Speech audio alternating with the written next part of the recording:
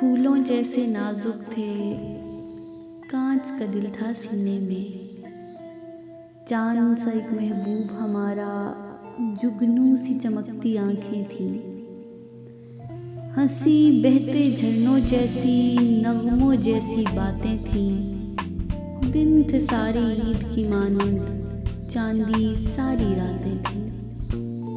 पत्थर लोगों से नाता जोड़ा, संग लाख चट्टानों से बन बैठे। भूल गए सब पिछली बातें, तितली, झरना, नज़्में, गज़लें।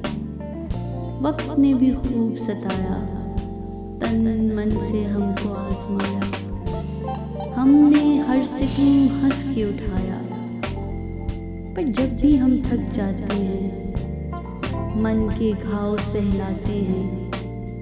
आंसू आंख में दर आते हैं, दिल फिर बच्चा बन जाता है। जिद पे जैसे अड़ जाता है, एक ही तमन्ना दोहराता है। या तो तेरे हो जाएं, या फिर जहाँ से गुजर जाएं।